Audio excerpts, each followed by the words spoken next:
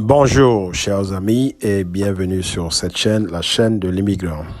Sur cette plateforme, vous aurez donc accès à des informations et aussi à des formations pouvant vous aider à vous épanouir sur votre trajet aux États-Unis et ailleurs, et aussi à passer les mêmes informations à vos amis qui vivent ailleurs.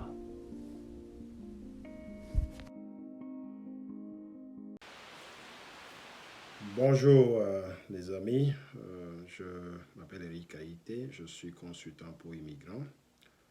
J'aide donc les immigrants à s'installer avec beaucoup plus de facilité aux États-Unis.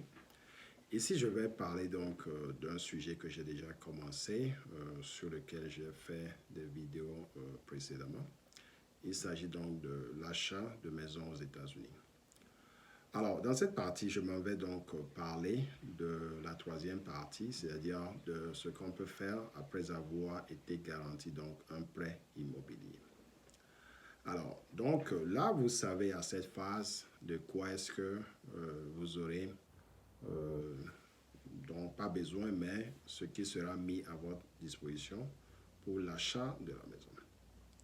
Alors, supposons par exemple que vous avez donc traversé toutes les phases et qu'une banque vous a garanti, par exemple, disons, juste pour titre d'exemple, 180 000 $.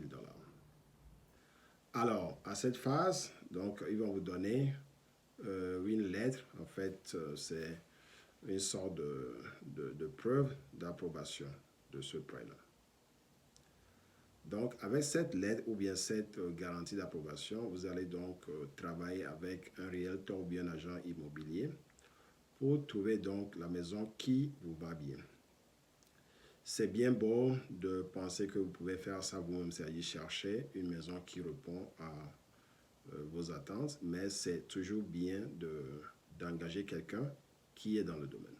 Alors, je vais expliquer un peu les raisons pour lesquelles il faudra faire ça. Alors, on n'a pas assez de temps pour chercher une maison soi-même et il y a beaucoup qui ne savent pas où aller pour chercher ces maisons. Il y a beaucoup de sites sur lesquels on peut aller. Il y a realtor.com, il y a zillow.com, il y a plein de sites que je peux énumérer. Mais c'est toujours mieux, et pour aussi ne pas trop perdre du temps, d'engager quelqu'un qui est dans le domaine immobilier. Alors, quelqu'un qui est un vendeur dans le domaine immobilier ne va pas prendre une commission chez l'acheteur. La commission est payée par le vendeur. Donc, vous avez toutes les chances ou bien toutes les raisons de passer par le service de quelqu'un comme ça pour pouvoir donc acheter une maison.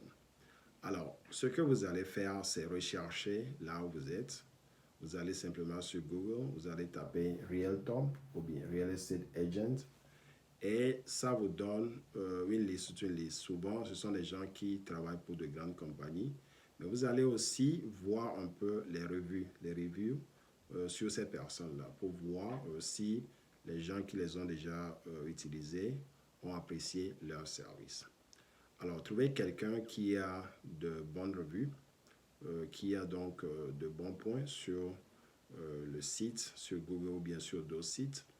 Et ça vous permet donc de savoir que cette personne peut vraiment vous aider.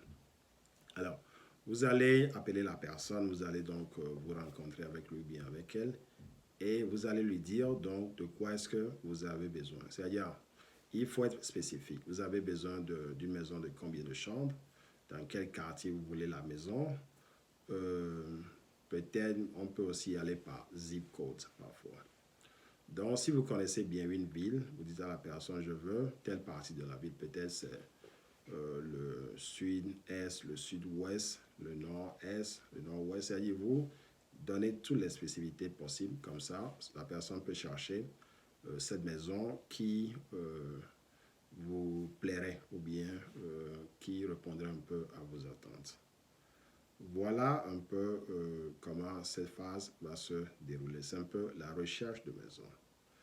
Et une fois que cette recherche est achevée ou bien presque avancée, la personne vous appelle encore et vous allez donc aller visiter la maison ou les maisons trouvées suivant les disponibilités, donc suivant ce qu'il y a sur le marché. Et si cela vous plaît, si vous arrivez donc à trouver quelque chose qui vous plaît, vous allez donc faire une offre d'achat. Ça veut dire que cette personne, cet agent immobilier va donc s'asseoir avec vous et remplir un papier qu'on appelle offre d'achat. That's a purchase offer. Alors, cela donc sera envoyé au vendeur. Le vendeur peut soit accepter l'offre, ou bien la rejeter carrément, ou bien faire une contre-offre. C'est-à-dire que, supposons par exemple que le prix affiché était de 175 000 et vous avez proposé, disons, 170 000 et que ça ne répond pas aux attentes du vendeur, il peut dire, bon voilà, au lieu de 170, on peut vendre cette maison, on peut vous vendre cette maison à, disons, 172 000 par exemple. Et si cela vous va, vous allez accepter. Et voilà, donc vous êtes en situation d'être propriétaire d'une maison bientôt. Alors, cela va passer par 2 étapes encore parce que une fois que l'offre est acceptée, il va falloir maintenant passer par d'autres étapes comme l'inspection. Il y a donc l'évaluation aussi de la maison qu'on appelle appraisal. C'est-à-dire c'est pour voir si le prix d'achat répond donc à la valeur. Ce que la banque voudrait, c'est que la valeur de la maison soit égale ou supérieure au prix d'achat. Alors, nul ne veut acheter quelque chose à un prix qui est supérieur à la valeur intrinsèque de l'objet acheté. Donc là, vous comprenez que c'est tout un processus qui est tout à fait normal. Alors, je vais développer un peu plus tard ces étapes qui viennent après donc que l'offre d'achat soit acceptée. Donc voilà, abonnez-vous à cette chaîne, comme ça me permet de pouvoir produire encore d'autres vidéos et aussi ça vous permet de savoir quand ces vidéos sont produites. Voilà donc brièvement quelque chose que je voulais couvrir aujourd'hui et je vous donne rendez-vous alors bientôt. Alors bonne soirée chez vous. Bye bye.